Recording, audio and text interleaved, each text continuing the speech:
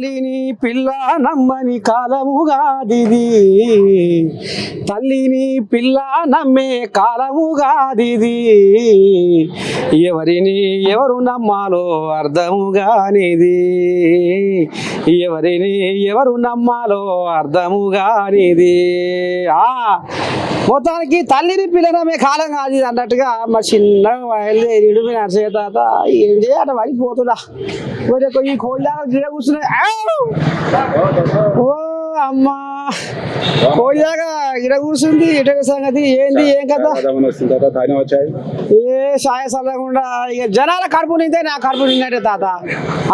ఇక నేను సాయ చల్లకుండా పొద్దుగా ఇంత గటక తాగినా కానీ ఏంది మరి సందులో ఉన్నావు ఏం చేస్తున్నావు ఏం కథ? నీలపూర్ చాయ్ తాగడానికి వచ్చాం తాత. చాయ్ తాగి పోదాం అనుకుంటే ఇంతలో మీరు అదృష్టమయ్యారు మాకు. అయితే కానీ రోహిణ్ రెడ్డి నీకు దగ్గర శోభతాట నిజమేనా? ఇక మేము చాలా సంవత్సరాల నుంచి అన్ననే నమ్ముకొని ఉన్నాము, అన్నతోనే ఉంటున్నాము. అధికారం ఉన్నా లేకుండా కూడా గత 7 సంవత్సరాలు 10 సంవత్సరాల నుంచి అన్నతోనే ఉన్నామన్న.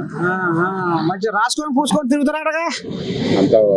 ఇప్పుడు మీ శోభత ఎట్లా ఉందో మళ్ళా ముఖ్యమంత్రి రేవంత్ రెడ్డి కూడా రోహిణ్ రెడ్డి పొద్దుస్త వానం పొద్దున లేస్తే పొద్దు కూడా ముందుకి ఆయనే ఉంటాడట నిజమేనా? ఇప్పుడు కాదు, ప్రభుత్వం రాకతలకి నుంచి కూడా వాళ్ళ దోస్తానం కనీసం ఒక 20 సంవత్సరాల నుంచి 30 సంవత్సరాల నుంచి ఉంది. సీఎం కాకతాలి కూడా వాళ్ళు మంచి అన్నదమ్ముల్లాగా ఉంటారు. మొత్తం ఇట్లా సిపిటిగా కలకపోయింది కదా బంధము. ఇక ఏమంటారు చూడు, రోహిణ్ రెడ్డి ఊపిరి రేవంతం అంటే రేవంతం అయ్యే పంచప్రాణము రోహిణ్ రెడ్డి అన్నట్టుగా ఇక ఆ రకంగా తయారైంది బంధం. సరే ఇక ఇప్పుడు ఏమి లేదు తాత, ఈ పంచాయతీ పాడైపోను నిన్న అలా రాజ్యమంతా గంపంతా కన్ను పెట్టుకొని కల్వకుంట్ల కుటుంబం దిక్కే చూస్తుంది. కల్వకుంట్ల కుటుంబం కథే చెప్పుకుంటున్నారు. మరి ఎట్టడి సంగతి మరి ఇప్పుడు బిడ్డ బయటకు వచ్చిందాట, తండ్రి ఎలగొచ్చిందాట, ఏదో కాగితం రాసిండాట, వెళ్ళిపో బిడ్డ అని సాగదోలిండాట, అత్తగారింటికి సాగదోలిండట బిడ్డని. మరి బిడ్డ మరి పంచాయతీకి ఏడ కాలం పంపుచ్చే వాటాల కన్నా ఎట్లాంటి కాడ ఈ పంచాయతీ పుట్టే ఎందుకు కవితమ్మ మరి ఇప్పుడు పక్కకు వచ్చి కొత్త పారి పెట్టాలనుకుంటుంది? ఏమన్నంటే అంటే మా బాబా ఇక మింగే కాడికి మింగిండు, మా సంతోష మా అయ్యకు గోళీ వేసి వేసి వేసి వేసి అర్ర నింపుకుండు.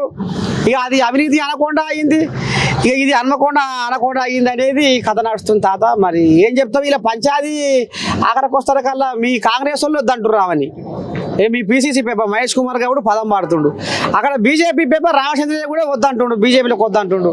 మరి ఇప్పుడు ఆమె బతుకు ఎట్లా అన్నట్టు?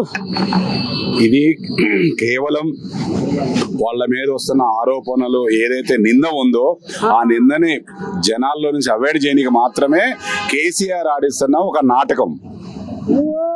అమ్మా ఇదా కథ నిజమే అంటవా? నిజమే కదా.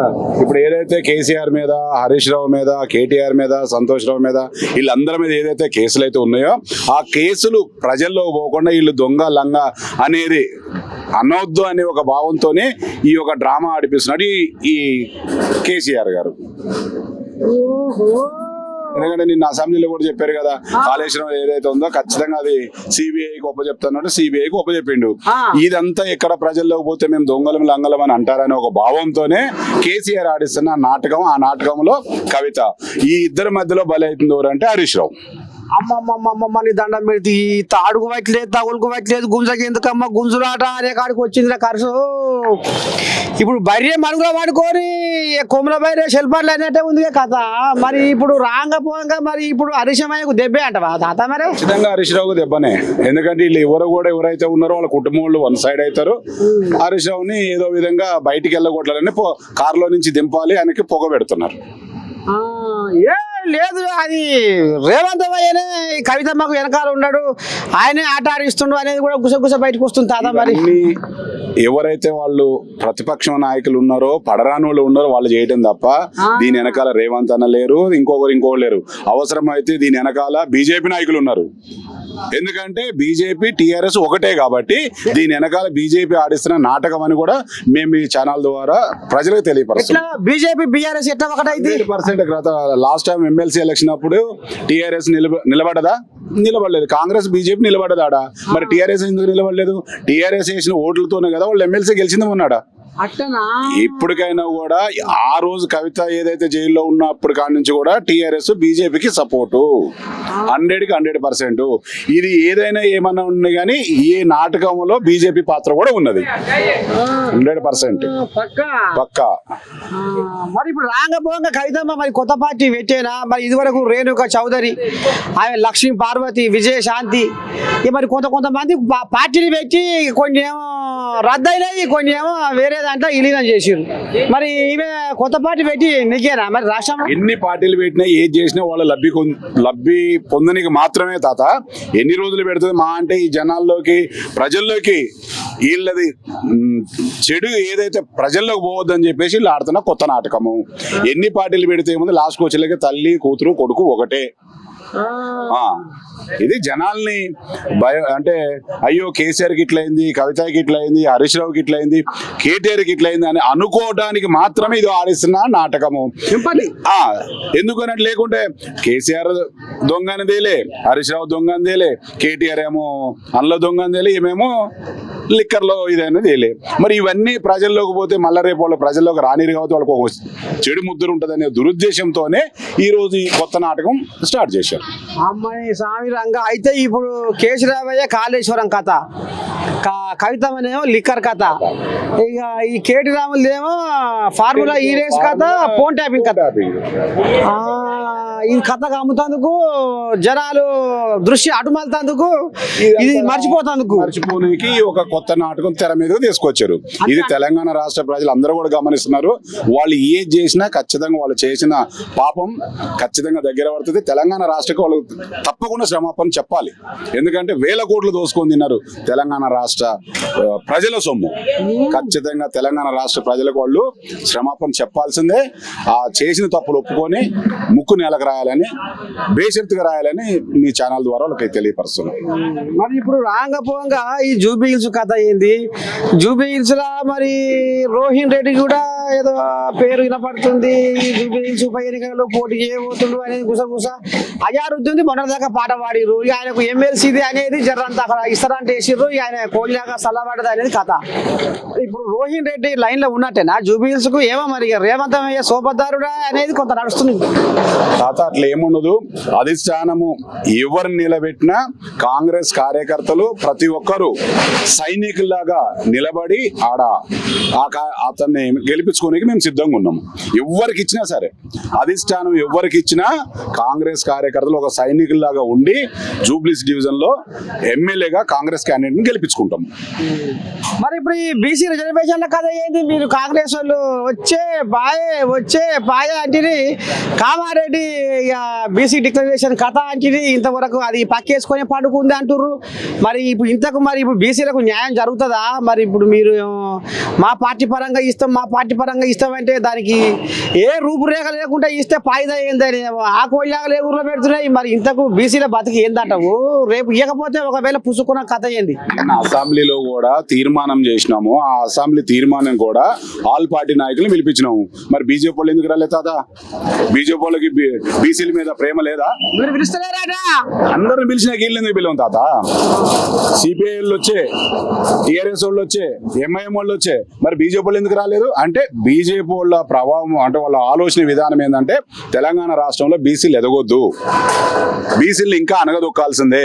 మరి ఇప్పుడు మీరు ఇదేంది బీసీల జాబితాలలో ముస్లింలను తీసేయి, అట్లయితే మేము తొవ్వ సాఫ్ చేస్తామని వాళ్ళు అంటారు. మరి మీరట గజాట్ చేయరాదు? సీఎం గారు క్లియర్ గా క్లారిటీగా ఇచ్చారు, అందులో ముస్లింలు లేరు, ఇది బీసీదే సంబంధం అని. మరి ఒకవేళ తప్పుంటే రమ్మని ఎదురుగా మా ఎమ్మెల్యే గారు, మా సీఎం గారు పిలిచారు కదా, అసెంబ్లీలో చర్చించాలి కదా, మరి ఎందుకు మాట్లాడలేకపోయారు చెప్పమానండి. ఒకవేళ నిజంగా అట్లుంటే ఇగో ఇది తప్పు ఉంది, ఇది ఇట్లా తప్పు ఉంది, దీన్ని సరిచేయండి అని చెప్పమానండి. మా సీఎం గారు చెప్తున్నారు కదా, అందరు సమక్షంలో చేసిన బీసీ కులగారు అనేది. ఒకవేళ తప్పు ఉంటే కూడా చెప్పనని కూడా మేము గతంలో కూడా చెప్పినాం కదా, మరి ఎందుకు చెప్పట్లేదు?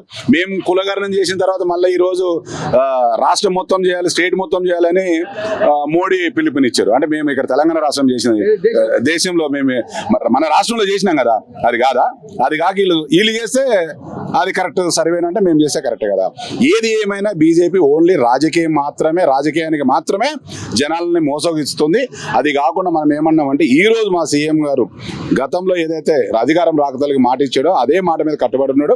ఖచ్చితంగా 42% బీసీ రిజర్వేషన్ కట్టుబడి ఉన్నాము. మా తరపున మేము ఎంత చేయాలో అంత 100% చేసి అటు పార్లమెంట్కి పంపించినాము, ఇటు గవర్నర్కి పంపించినాము. ఇంకా కాదు కోర్టులో ఉందంటే కోర్టు కూడా 3 నెలల్లో ఏది ఉన్నా కూడా బిల్లు మీద సంతకాలు చేయాలని, అది 3 నెలలు కూడా అయిపోయింది. అయినా వాళ్ళు చేయట్లేదు. ఏంటంటే ఎటుపోయి కూడా బీసీలు రాజకీయ పరంగా ఎదగొద్దు అనేది బీజేపీ దురుద్దేశము. మేము అట్లా కాకుండా ఖచ్చితంగా ఎవరు ఏదైనా ఉండని 100% బీసీ రిజర్వేషన్ చేసి తీరుస్తాం. కాదు అని అంటే రేపు రానున్న ఎలక్షన్లో మా పార్టీ తరపు నుంచి మేము 42% బీసీలకి సీట్లకి సిద్ధంగా ఉన్నాం. ఇప్పుడు సెప్టెంబర్ 30 లోపు ఈ కథ అమ్ముతుంది 100% ఖచ్చితంగా చేసి తీరుతాడు. మరి మీకు బలం ఉందా? ఎందుకంటే మీ పథకాలన్నీ పక్కేసుకొని పాడుకుంటున్నాయి, అంటే పోతలేవు, పేదోళ్ళ గడప దొక్కలేవు, అక్కడకన్నా ఇందిరామ ఇల్లేమో మరి సద్దుల మోస్తలకే ఇచ్చుకుంటుర్రు. ఇంకా ఎక్కడికైనా ఇళ్ళకి ఇల్లుతుంది. ఆ రేషన్ కార్డుల కథ కూడా అది కూడా ఇంకేది దక్కలేదు అంటుర్రు. మరి ఇంతకు మీరు నెగ్గేనా? ఏదో గ్యాస్ అని పెడితే ఆ గ్యాస్ పైసలు పడతలేవాట. మళ్ళీ పోతే ఇంకేంది అది రైతు భరోసా 2 కార్లు ఎగ్గొట్టిరని పదం పడుతున్నారు. తాత మరి మీకు బలం ఉందా లేదా? అసలు ఎట్ట సంగతి తాత? గత 10 ఏళ్లలో మోసాలకి కట్టిన ప్రభుత్వమే టీఆర్ఎస్ ప్రభుత్వం. మోసం చేయనికి, తెలంగాణ రాష్ట్ర ప్రజల్ని మోసం చేయనికి పుట్టిందే టీఆర్ఎస్ పార్టీ. చారాన చేసి బారాన మసాలాగా మేము మాట్లాడలేదు. 100% పనిచేస్తున్నాము, 100% ప్రజలకి పథకాలు అందిస్తున్నాము. చెప్పింది చెప్పినట్టుగానే. కాకపోతే మేము అన్నాం ఒకటేసారి చేసామని అడగట్టి విడతల వారీగా చేస్తున్నాము. అది కూడా ప్రజల పక్షానే చేస్తున్నాము. ఇంధనం మిల్లు కూడా లేని వాళ్ళకి ఎవరైతే ఉన్నారో ఖచ్చితంగా నిరుపేదలకి అందిస్తున్నాము. ఈ కోతలు కూసే సన్నాసులు అధికారం కోల్పోయిన తర్వాత ఏం మాట్లాడో తెలియదు. ఎందుకంటే గతంలో వాళ్ళు చేశారు కాబట్టి ఈ రోజు మమ్మల్ని అట్లా నిందలేస్తున్నారు తప్ప, మీరు కావాలంటే ఊర్లలోకి వెళ్ళండి, లబ్ధిదారులను అడగండి. మరి అది కాంగ్రెస్ వాడా, లేకుంటే బీజేపీ అయినా, టీఆర్ఎస్ అయినా, లేకుంటే నిజంగా స్థానికుడు లేనివాడా, ఒక్కసారి మీరు తెలుసుకొని చెప్పండి తాత. మేమంటే కాదు కదా. ఎందుకంటే పడరాని వాళ్ళు మస్తుగా ఉంటారు. అధికారం కోల్పోయినా వాళ్ళకి మైండ్ కూడా దొబ్బింది. ఇంకా వాళ్ళు ఏమన్నా మాట్లాడతారు. ఈ బీజేపీ వాళ్ళకైతే ఇంకా అసలు సోయలేదు. ఎందుకంటే వాళ్ళు ఇప్పుడు కాదు, ఇంకా ఒక 10 ఏళ్ళు అయితే ఏమో ఈ తెలంగాణ రాష్ట్రంలో ఏమన్నా అవుతుండొచ్చేమో, కానీ 10 ఏళ్ళ దాకా కూడా ఇంకా బీజేపీకి అవకాశం లేదు. వాళ్ళకి ఏది చేతగాక ఇవాళ టీఆర్ఎస్ని పొత్తు పెట్టుకొని ఏదో మాట్లాడాలి కాబట్టి అని ఏదో నిందలేస్తూ ఉంటారు. మేము అట్లా కాదు. ప్రజాప్రభుత్వం, ప్రజాపాలన కోసం మేము ఏదైతే మా సీఎం గారు మాట ఇచ్చారో అది ఖచ్చితంగా నెరవేరుస్తాం తాత. 4 రోజులు లేట్ అయినా సరే ఖచ్చితంగా నెరవేరు. గ్యాస్ పైసలు పట్టలేదని ఎవరు అన్నారు? గ్యాస్ పైసలు ఎవరైతే అంటారు బీఆర్ఎస్ అంటారు, అంతే కదా. బీఆర్ఎస్ బీజేపీ వాళ్ళే. ఖచ్చితంగా లబ్ధిదారికి వెళ్ళండి, పడుతుందో లేదో తెలుస్తుంది. 200 యూనిటీ వస్తుందో లేదో చూడండి. ఏదైతే రైతు బంధు అన్నాం, రైతు బంధు కూడా 2 సార్లు పడ్డది. మహిళలకి అయితే ఉచిత ఫ్రీ ఇస్తుంది, ఇందిరా మిల్ ఇస్తుంది. ఇంకేం తాత? ఇంకేం చెప్పండి. ఏ కాడికి అంటే కాంగ్రెస్ ప్రభుత్వం ప్రజల్లోకి వెళ్తుంది, దూసుకొని పోతుంది, అభివృద్ధిలో కూడా ఇంకా ముందు ఉన్నది. రాష్ట్రం అభివృద్ధికి ఇంకా వీళ్ళు మంచి తోడుగా, అంటే అందరూ ఏకమై ఇంకా ముందుకెళ్తారని ఒక దురుద్దేశంతోనే తప్పుడు ప్రచారం చేస్తున్నారు తాత వీళ్ళు. మరి ఇప్పుడు మా మనవరాల కాడ 25,000 ఇస్తామంటివి నెలకు. ఆ 25,000 ఎక్కడవా అని ఇప్పుడు ఆల్పదం పడుతున్నారు. వాళ్ళకు తురం బంగారం అంటిది. ఇప్పుడు మరి అది ఇంతవరకు మరి ఇంకా ఏది లేదు, ఎక్కడ లేదు అంటారు. మరి అది అవుతుందా కాదా? ఖచ్చితంగా అది కూడా ఈ 2-3 నెలల్లోనే అవుతుంది తాత. 2-3 నెలలు ఈ ఎలక్షన్ బిఫోరే ఈ 25,000 కూడా ప్రతి మహిళకి వేస్తాము. ఈ రోజు కూడా మా సీఎం గారు గతంలో టీఆర్ఎస్ చేసిన ఒక ఏదైతే విఆర్ఓలది పనిచేసి వాళ్ళు తీసారో, ఈ రోజు మా సీఎం గారు అది మాట్లాడి వాళ్ళకు కూడా త్వరలోనే ఎవరైతే విఆర్ఓలను తీసారో వాళ్ళని మళ్ళీ యథావిధిగా తీసుకునే విధంగా జీవోని తీసుకొస్తున్నాడు. ఇంత మంచిగా చేసుకుంటే పోతే కూడా ఈ సన్నాసులకి ఏం తెలియకుండా ఇష్టరాజ్యంగా మాట్లాడితే ఎట్లా తాత చెప్పండి. చేసిన అదే మాట అంటే చేయకుండా ఫామ్ హౌస్లో అంటూనేమో ఏమన్నారు, చేసిన వాళ్ళని మాత్రం ఇంకా ఈ సన్నాసులు అట్లా మాట్లాడితే మనం ఏం చేద్దాం. అందుకే ఈ సన్నాసులకి తెలివి రాదు, వాళ్ళకి బుద్ధి కూడా రాదు. మాకు వాళ్ళు ఏమని మా యొక్క సీఎం గారు తెలంగాణ రాష్ట్ర ప్రజలకి ఏ విధంగా అయితే పరిపాలన కావాలో ఆ విధంగా వాళ్ళకి ఏదైతే కావాలో అవి అన్ని చేసుకుంటూ పోతున్నాడు తాత.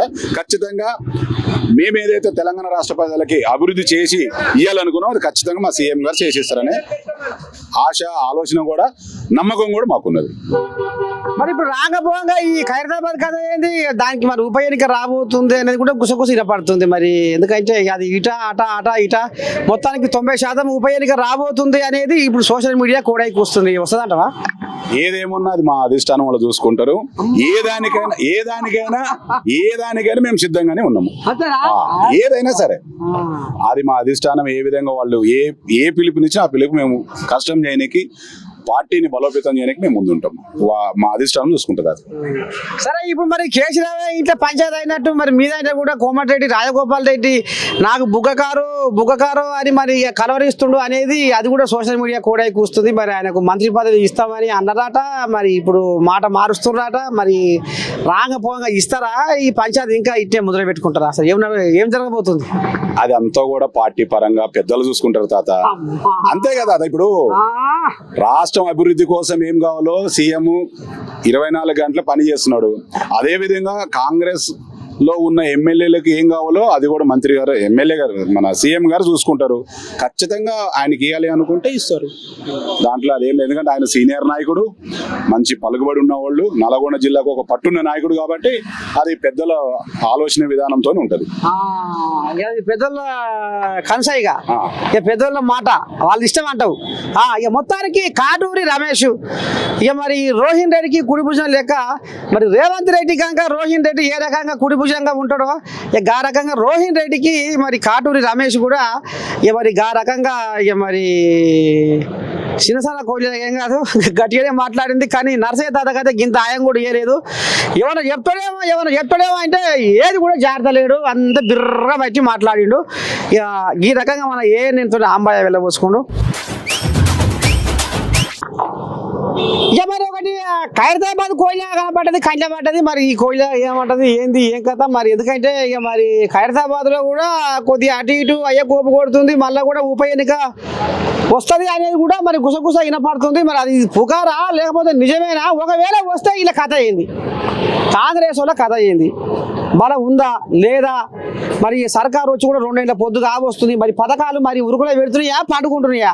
ఏం చెప్తాడు, ఏంది ఏం కదా? శేఖర్ అంతేనా? శేఖర్ యాదవ్, శనార్థి శేఖర్ యాదవ్ వీరికి మా పిల్లగాడే. చెప్తా ఎట్టెట్టు సంవత్సరం ఖైరతాబాద్ నంబర్ 1 ఉంది. పబ్లిక్ అందరూ మంచిగా ఆదరిస్తున్నారు గవర్నమెంట్ ని.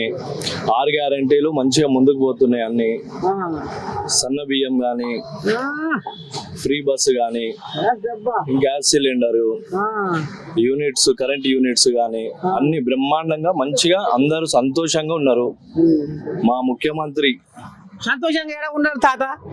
మా మనవరాలు 2500 బంగారం అని బొబ్బలు పెడుతున్నారు తాత. మరి ఘాట్ సగం చెప్పవు ఎందుకు రావు? అన్ని వస్తాయి ఒక్కొక్కటి. ఇప్పుడు అయ్యింది, ఇప్పుడు 5 సంవత్సరాల పాలన, ఇంకా 2 సంవత్సరాలలో మీకు ఒకటేసారి అన్ని కావాలి అంటే అంత స్పీడ్ ఎట్లా అవుతుంది?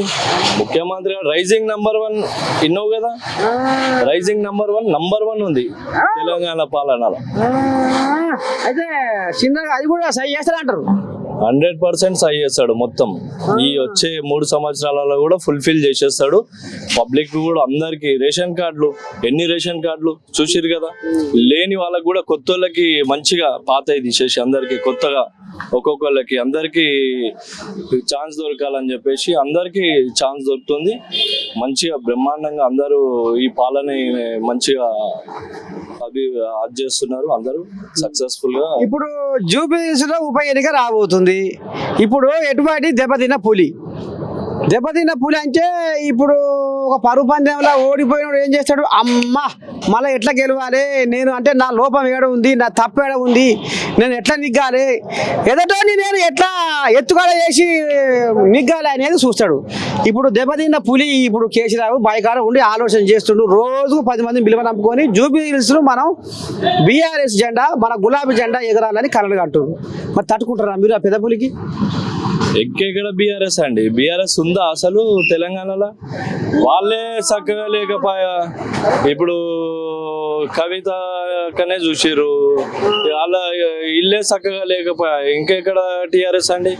బై ఎలక్షన్ అంటారు, మరి మీరు బై ఎలక్షన్ కంటోన్మెంట్ చూసిర్రు కదా, కంటోన్మెంట్ లో ఎవరు గెలిచిరండి? కాంగ్రెస్ జెండా ఎగిరిందా లేదా? 100% జూబ్లీహిల్స్ లో కాంగ్రెస్ జెండా ఎగురుతుంది. ఎందుకు అంటే అందరు ప్రతి ఒక్కరు కాంగ్రెస్ వైపు నంబర్ 1 గా చూస్తున్నారు కాబట్టి 100% కాంగ్రెస్ జెండా ఎగురుతుంది జూబ్లీహిల్స్ లో, పక్కా 100%. మరి సామాన్యంగా చూస్తున్నారు. ఇక మరి రేపు స్థానిక సంస్థల కథ ఏంది మరి?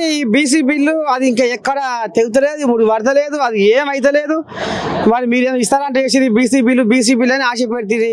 అక్కడ బీజేపీ కోళ్ళేమో బాట మీకు తొవ్వ సాఫ్ చేస్తలేవు. మరి ఇప్పుడు ఈ కథ రేపు జనాలు మరి ఎట్లా ఆలోచన చేసుకుంటారు, ఏమనుకుంటారు మీరు? అధిష్టానము రాహుల్ గాంధీ గారు ఆల్రెడీ బీసీ కులగణన మీరు వినే ఉంటారు. బీసీలకి ఎన్నడూ లేని ఈ కాంగ్రెస్ హయాంలో, ఈ కాంగ్రెస్ గవర్నమెంట్ లా బీసీలకి 100% బిల్ పాస్ అవుతుంది. ఆ బీజేపీ దొంగలు ఏదైతే ఉన్నారో వాళ్ళు అడ్డుకుంటారు కాబట్టి ఆ బిల్లు అనేది కొంచెం వెనుకపోతుంది. కాబట్టి సక్సెస్ఫుల్ 100% రాహుల్ గాంధీ గారు, రేవంత్ రెడ్డి గారు 100% సక్సెస్ఫుల్ చేస్తారు దీన్ని. చూసినారు ఖైరతాబాద్ కోళ్ళగా మరి శేఖర్ యాదవ్ ఈ రకంగా ఆంబాయం వెళ్ళబోసుకుంటూ ఏది ఏమైనా రేపు జూబ్లీహిల్స్ గడ్డ మీద ఎగిరేది కాంగ్రెస్ జెండా అనుకొస్తుండ్రు. చూద్దాం మరి రేపు ఏం జరగబోతుందో. ఇక మరి జూబ్లీహిల్స్ కాంగ్రెస్ పార్టీ ప్రధాన కార్యదర్శి డివిజన్ నాగార్జున మరి ఈ కోళ్ళగా ఏమంటది ఎట్టడి సంగతి మరి ఏంది ఏమన్నా అర్థం అవుతుందా నీకు? ఈ కళ్ళకుంట్ల పంచాయతీ ఎట్టడే చేస్తారు, అసలు ఏంది పంచాయతీ? నిజమైన పంచాయతా, ఉత్తుత పంచాయతా? జనాలు ఏమనుకుంటారు, మీరేమంటారు? అది మొత్తం ఒక డ్రామా కంపెనీ. అమ్మా అంతేనా? అది ఒక డ్రామా. అంటే ఇప్పుడు ఈ డ్రామాకు ఎవరంటారు మరి? అమ్ముకుదారి పెబ్బా అంతా కేసీఆర్ కన్సర్న్లో నడుస్తుంది అంతే. పక్క మరి ఇప్పుడు హరీష్ రావు సంతోషులు ఎందుకు పగబట్టే? మరి ఏమన్నా అందలేదా, చెందలేదా, ఏంది మరి? ఇప్పుడు ఈ హరీష్ రావును సంతోషులు ఎందుకు ఇది చేస్తున్నట్టు? మీరు అన్నాను, ఇప్పుడు వాళ్ళు కొద్దిగా పేరున్నది పబ్లిక్ లో, వాళ్ళని డ్రాప్ చేస్తే గానీ కేటీఆర్ సీఎం కాలేడు కాబట్టి నెక్స్ట్ దాని గురించి వాళ్ళు డ్రాప్ చేయడానికి చూస్తున్నారు. ఇది కథ అయితే ఈ కోళ్ళేగర పచార కింద వేస్తే ఈ కోళ్ళేగర లేస్తాయి. అయితే మరి ఇప్పుడు పచార అంటే ఇప్పుడు రావుల కంటే హరీష్కి ఎక్కువ ఉన్నట్టే కొడుతుంది, అదేనా? పబ్లిక్ లో అయితే హరీష్ రావుకి ఎక్కువ ఉంది ప్రాబ్లం.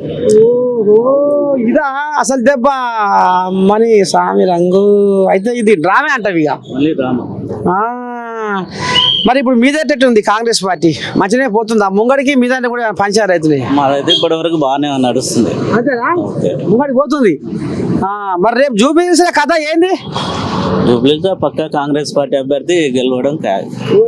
పెద్ద మనిషి ఆడ బాయికాడ ఉండే కోళ్ళ విలువ నంపుకొని ఆలోచన చేసి ఎట్టుబడి ఈసారి జూబ్లీహిల్స్ లో మన జెండా ఎగరాలి, మన బీఆర్ఎస్ జెండా అని అంటుండట కేసీరావు. ఆడ బాయికాడ ఎర్రవల్లి ఫామ్ హౌస్ కాడ వినిపించుకుంటుండట. మరి ఎంత పకడ్బందీగా ఉంటుంది తాత, మరి ఎట్లా చేస్తారో ఏం కథ? ఉందా నమ్మకం? ఉందా? 100% నమ్మకం ఉంది.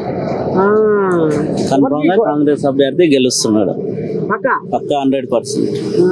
ఇప్పుడు ఏ కోళ్ళ రంగంలో దిగుతుంది? అది అధిష్టానం చూసుకుంటది. ఇప్పటి వరకు అయితే ఇంకెవరు ప్రకటించలేదు. ఇంత కూడా ఆయన ఇస్తలేరా నీ దండ పెడితే? అమ్మా మొత్తానికైతే అధిష్టానం మీదే. ఎట్లా మరి ఇప్పుడు కవిత మరి మీ కాంగ్రెస్కి వస్తే చేర్చుకుంటారా? ఇప్పటి వరకు అలాంటి ఆలోచన ఏం లేదు. ఏం లేదు, అధిష్టానం చూసుకుంటే తర్వాత వస్తుంది. అది వస్తే మీకు ఇది బలమే కదా. నీ అభిప్రాయం ఏంది? ఇప్పటి వరకు అలాంటి ఆలోచనలు ఏం లేవు. చూస్తున్నారు కథ ఎట్లా పోతుందో. మరి స్థానిక సంస్థల ఎలక్షన్లలో ఎటువంటి మనం ఈసారి చక్రం తిప్పాలని బీఆర్ఎస్ కోళ్ళగారు, బీజేపీ కోళ్ళగారు కూడా సంకలు గుద్దుకుంటున్నాయి. మరి మీది ఎందుకంటే ఈ పథకాలు కొన్ని పథకాలు పూర్తి స్థాయిలో పోలేదు, వాటిని మనం అదనంగా చూసుకొని జనాలని మనం మన దిగు తిప్పుకోవాలి అనుకుంటున్నారు. మరి అవుతుందా మీ నుంచి? 100% అన్ని పథకాలు అమలు అవుతున్నాయి. ఇంకా కూడా ఏమన్నా బ్యాలెన్స్ ఉంటే చేస్తారు, జరుగుతుంది అంతే. ఇప్పుడు స్థానిక సంస్థల బలం పెద్ద మొత్తంలో నొక్కొస్తుందా? ఎందుకంటే కొంత వ్యతిరేకత కూడా వచ్చింది అనేది కూడా గుసగుస నడుస్తుంది. మరి మిగుతారా అని అవి పుకార్లు అంతే. అంతేనా? చూస్తున్నారులో కోళ్ళగా జూబిల్స్ కోళ్ళగా ఏ రకంగా కూత పెడుతుందో చిన్నసనంగా లేదు వ్యవహారం. ఇక మరి మొత్తానికి అయితే చూడాలి. కల్వకుంట్ల వాళ్ళది బుర్ర కథ అనుకొస్తుర్రు. ఎందుకంటే ఇది అసలైన కథ లోపటంగా డ్రామా కథ నడుస్తుంది అనేది మరి అనుకొస్తారు. ఇక వాళ్ళ ఆంబాయం అయితే ఈ రకంగా ఎండబోసుకురు. చూద్దాం రేపు ఏంది ఏం కథ అనేది జనాలకు ఎరికే జనాలు పసిపడుతుర్రు. అసలు రాజకీయం ఎటు తిరుగుతుంది, ఎటు ఒరుగుతుంది, రేపు జూబ్లీహిల్స్లో గాలి ఎటు మలపాలి, రేపు స్థానిక సంస్థలలో గాలి ఎటు తిప్పాలి అనేది కూడా మరి జనాలు కూడా ఆలోచనలో మునిగి తేలుతున్నట్టు కొడుతుంది. మరి చూస్తూనే ఉంటుంది. కెమెరామెన్ రాజుతో మీ నర్సయ్య తాత, బంజారా హిల్స్ గడ్డ.